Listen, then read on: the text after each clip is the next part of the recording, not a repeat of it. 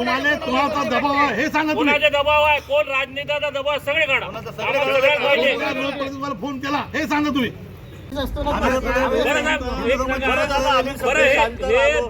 आमच्या भावना भडकवण्यासाठी नाही केल्या गेलं. कशावरून भावना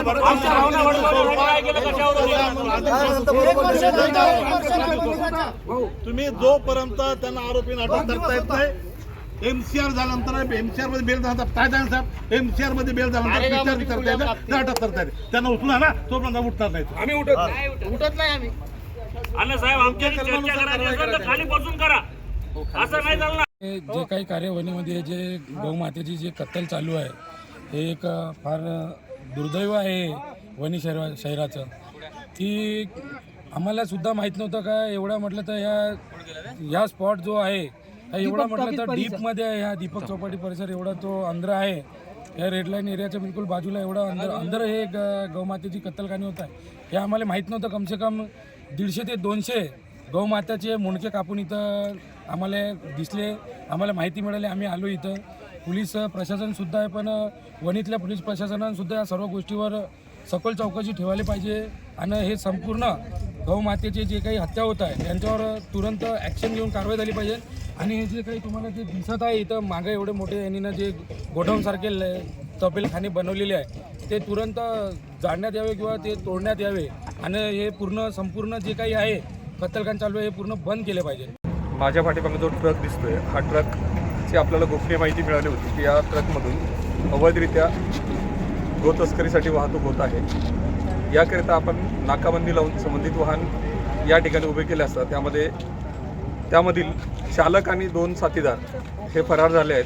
मग ट्रक जागेवर उभा करून तिन्ही अज्ञात लोक फरार झाले आहेत. तरी त्यांच्यावर आता संबंधित त्याच्यावर योग्य ती प्राणी संरक्षण अधिनियमान्वये कारवाई करण्यात येईल.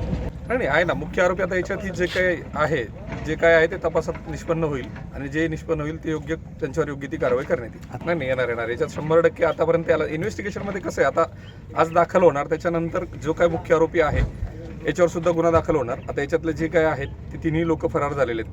त्यामुळे आपल्याला आता गाडी नंबरवरून मालक सर्च करायचा आहे, त्याच्यावरून कोणाच्या दारात गाडी होती, ते आरोपी आणि मुख्य माल कोणाचा आहे याच्याबद्दल पोलीस 100% पोहोचेल. लोकेशनमध्ये समोर येईल त्यानुसार पोलीस योग्य ती कारवाई करेल. प्रत्यक्ष स्पॉट व्हिजिटला आलो तेव्हा लक्षात आलं आणि एकदम प्रचंड या ठिकाणी आपल्याला अजूनही गाईचे अवशेष आपल्याला दिसत आहे. ज्या गोमाता आहेत त्यांना टॅगिंगची एक व्यवस्था आहे. ते सगळे टॅग आता आपल्याला या ठिकाणी सापडले आणि साधारण 40, 67 ते 70 असे टॅग आत्ताशिक आपल्याला हस्तगत झालेत. अजून जर आपण या ठिकाणी जर चांगलं शोधलं तर बरेच टॅग आपल्याला मिळतील. आणि धक्कादायक सगळ्यात मोठं जर इथं निदर्शनात आले तर एक आधार कार्ड आणि एक पॅन कार्ड सापडलेलं आहे. एकाच व्यक्तीचे आधार कार्ड आणि पॅन कार्ड आहे, पण ते दोन्ही पण त्याच्यातली ॲड्रेस जे म्हणतो आपण पत्ता तो भिन्न आहेत, वेगवेगळे आहेत. म्हणजे याचे तार हे बांगलादेशी रोहिंग्यापर्यंत जाऊ शकतात असा प्राथमिक संशय आम्हा सगळ्यांना आहेत. आज पोलीस प्रशासन, नगरपालिका प्रशासन, गावातील सर्व गोरक्षाप्रेमी, रक्षामध्ये काम करणारे बजरंग दलाचे कार्यकर्ते, या विषयामध्ये विधितज्ञ म्हणून जे वकील केसेस लढतात आपल्या कोर्टामध्ये, ते सगळ्यांच्या उपस्थितीमध्ये हा आता स्पॉट पंचनामा या ठिकाणी होत आहेत.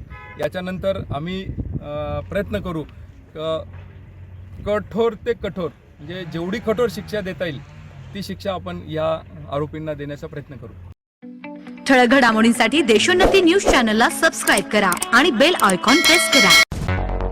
मुंबई, पुणे, नागपूर, मराठवाडा असो का विदर्भ, राजकीय, सामाजिक, शैक्षणिक क्षेत्र असो का क्रीडा, सर्वच घडामोडीचे विश्लेषण पाहायला विसरू नका. फक्त देशोन्नती न्यूजवर.